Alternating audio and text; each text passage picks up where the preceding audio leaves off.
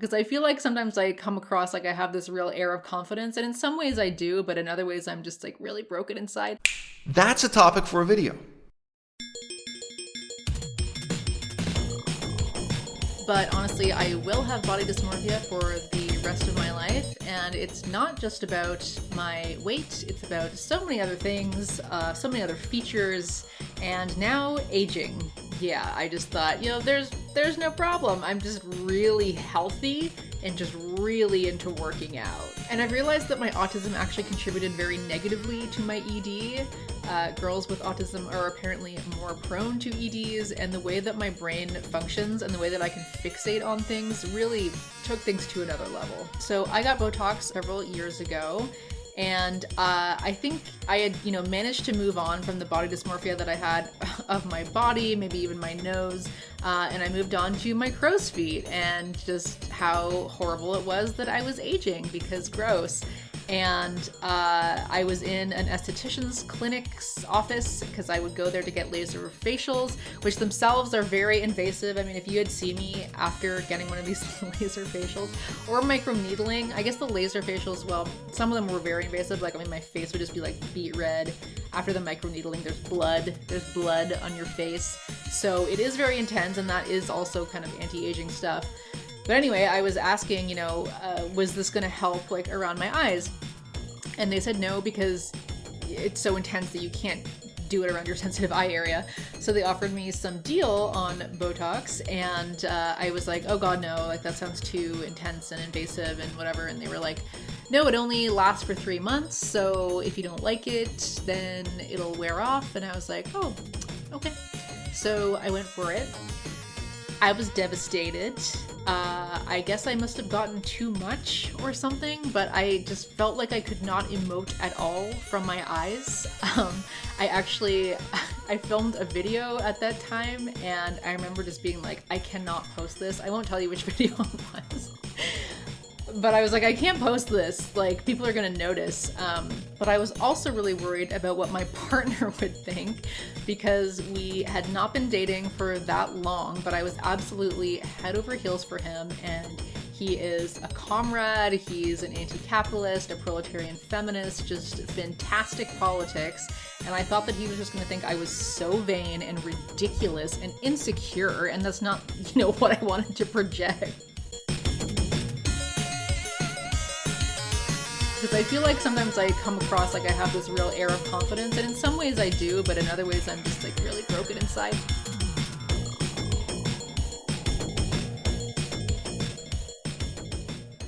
I'm going to tell you a short anecdote that seems at first to be irrelevant to the topic of this video, but give it a whole 3 minutes.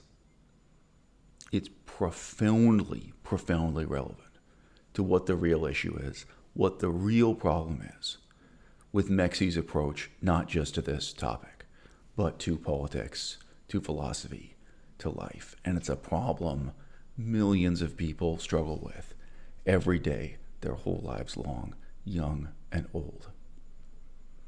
I used to live in a tiny, war-torn, poverty-stricken, landlocked country called Laos.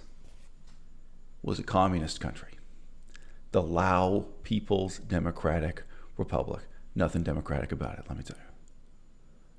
And the explanation they had for their own poverty, the explanation every single one of them believed in, was that Thailand was flat, whereas Laos was mountainous. And just this geographic fact, the mountains, locked them into poverty forever and ever. This wasn't propaganda. This was something they really, truly believed. And with every single person I spoke to about it, face to face, you could tell I was the first person to have ever challenged this assumption, to have ever said to them in their whole lives, there are some countries that have mountains that are wealthy.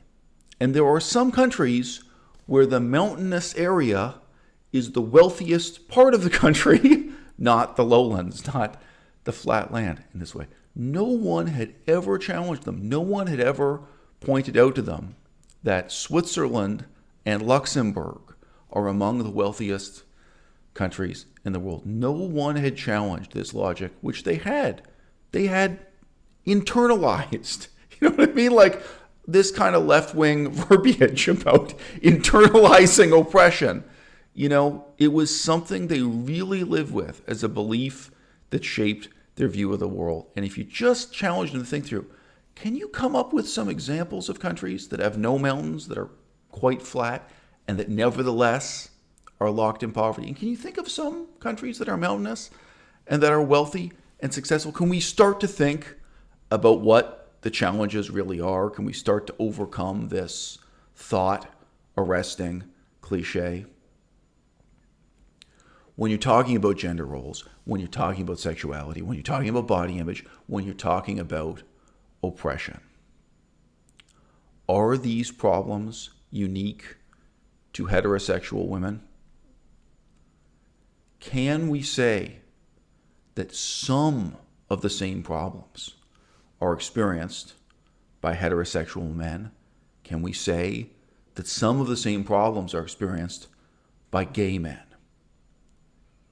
In hypothetical scenarios, at least, where this issue of oppression and oppressed and the male gaze being contrasted to the female gaze, where actually this whole complex ideological framework no longer makes sense.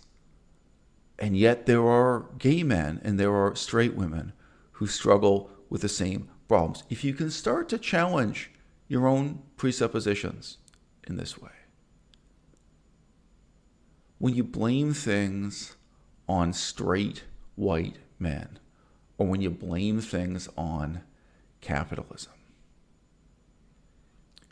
really challenge yourself to think through and to talk through, to speak through examples to the contrary.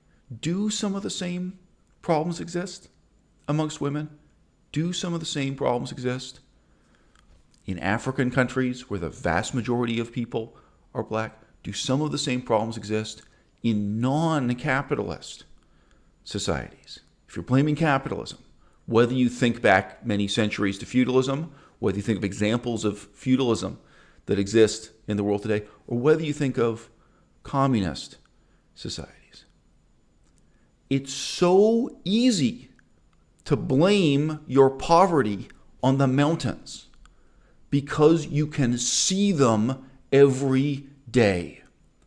And it's so easy to blame your oppression on capitalism because that is what you can see in front of you, like the mountains on the horizon every day. And as a heterosexual woman, it's so easy to feel that all the problems in your life are caused by heterosexual men. And it's so easy to be blind to the extent to which heterosexual men may struggle with some of the same problems, and heterosexual men might have it even worse, and gay men might have it even worse, and that actually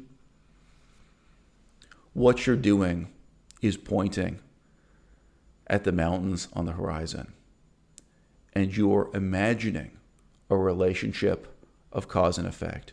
You're imagining a relationship of oppressor to the oppressed, when what we're really talking about is a self-serving, self-pitying delusion.